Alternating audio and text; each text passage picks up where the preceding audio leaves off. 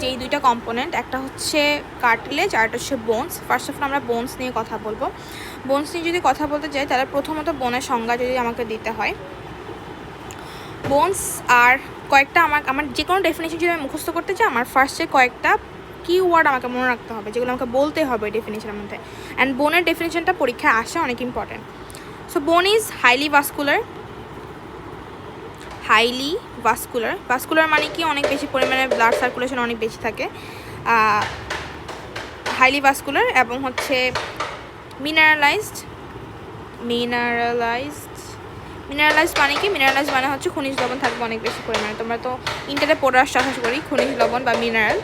R and it is constantly changing মানে কি প্রতিনিয়ত এইটা চেঞ্জ হচ্ছে। যেমন তুমি চিন্তা করো, যখন একটা ছোটো বাচ্চাকে কোলে নাও, ওকে কি শক্ত লাগে? ও অনেক নরম। কিন্তু আমরা যে অ্যাডাল্ট পার্সন, তাদের বডিটা কিন্তু বা তাকে ধরতে কিন্তু এরকম এতটা সফট লাগে না।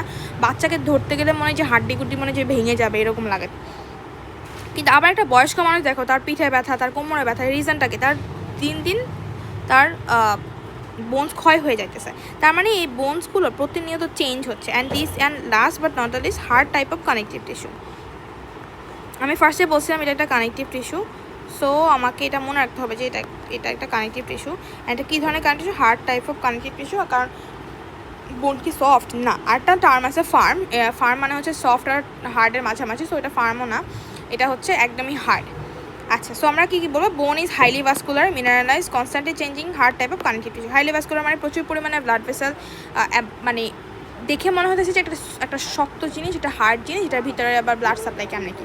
বাট আমরা কিছুক্ষণ একটু পরে আমরা দেখবো যে লং বোনের আর্টারি সাপ্লাই, শর্ট বোনের আর্টারি সাপ্লাই, বিভিন্ন ধরনের বোনের আর্টারি সাপ্লাই দেখবো। তখন দেখবো যে এর ভিতরে নিউট্রিয়েন্ট আর্টারি নামে একটা আর্টারি আছে, এটা ঢুকে গিয়ে ভিতরে প্রচুর পরিমাণে ব্লাড সার্কুলেশন দেয়। অ্যান্ড বাইরে থেকে তো অনেক অন্যান্য জয়েন্ট, প্রত্যেকটা জয়েন্টের মধ্যে প্রচুর পরিমাণে ব্লাড সাপ্লাই দেবে। দ্যাটস এটা হাইলি ভাস্কুলার। মিনারেলাইজ কেন? কারণ আমরা জানি যে আমার বডি যে 100% যে ক্যালসিয়াম, 100% ক্যালসিয়ামের মধ্যে মোটামুটি 90% ক্যালসিয়ামই হচ্ছে বোনের মধ্যে স্টোর থাকে। এছাড়া ফসফেট আর অনেক ধরনের আয়ন্স থাকে। দ্যাটস এটা মিনারেলাইজ। কনস্ট্যান্টলি চেঞ্জিং আমি বলে ফেলছি যে একটা বাচ্চাকে ধরলে দেখবো অনেক নরম, কারণ কি তখন আসলে পুরোটা বোন ফর্মেশন হয় না। প্রথমে এটা কার্টিলেজ থাকে, পরবর্তীতে আস্তে আস্তে এটা বোনে কনভার্ট হয়। অ্যান্ড অ্যাডাল্টের জন্য 25 ইয়ার্সের মধ্যে মোটামুটি পুরোপুরি অসিফিকেশন কমপ্লিট হয়ে যায়, এবং এটা বয়স্ক মানুষের দেখা আবার ক্ষয় শুরু হয়। সো কনস্ট্যান্টলি এটা চেঞ্জ হচ্ছে। আর এটা হার্ট টাইপের, এটা একটা connective tissue. So heart type of connective tissue, এটা হচ্ছে আমার মোটামুটি বোনের সংজ্ঞা। এই সংজ্ঞা আমাকে একদম ভালো মতো মাথার মধ্যে ঢুকাই ফেলতে হবে।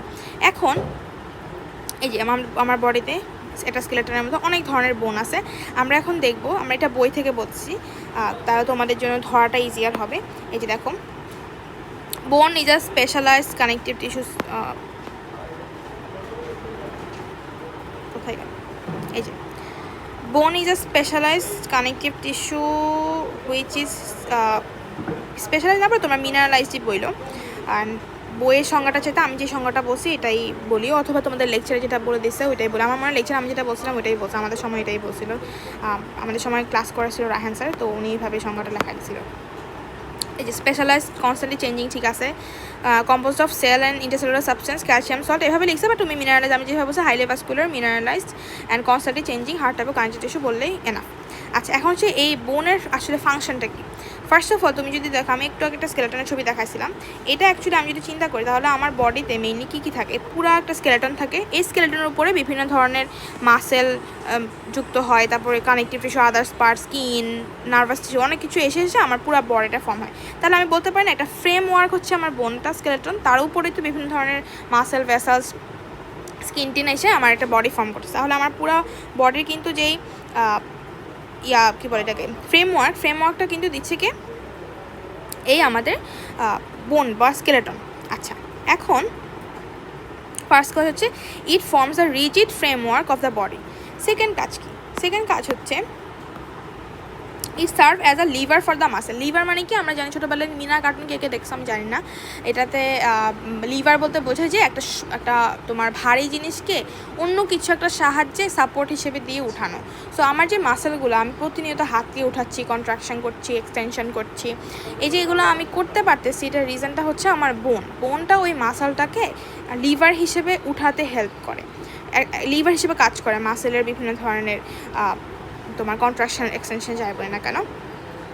আচ্ছা, থার্ড অফ অল হচ্ছে এটা বোনস একটা সাম প্রোটেকশন অফ দ্য ভিসারা। যেমন আমি যদি একটা বলি যে আমাদের থোরাসিক কেজ, এটাকে আমরা বলি যে মাঝখানে যে এই পোর্শনটাকে আমরা বলি যে থোরাসিক কেজ। এটা হচ্ছে পুরোটা থোরাসিক কেজ। এই থোরাসিক কেজের ভিতরে যদি তোমরা দেখো, এই থোরাসিক কেজের ভিতরে অনেক ধরনের থাকে, যেমন এই যে হার্ট, তারপর হচ্ছে কিডনি, এগুলা কিডনি আরও নিচে থাকে থোরাসিক কেজে, মেইনলি হার্ট থাকে। তার মানে কি একটা এই বোনগুলো আমি বলতে পারি যে আমার হার্টকে প্রোটেকশন দিতেছে।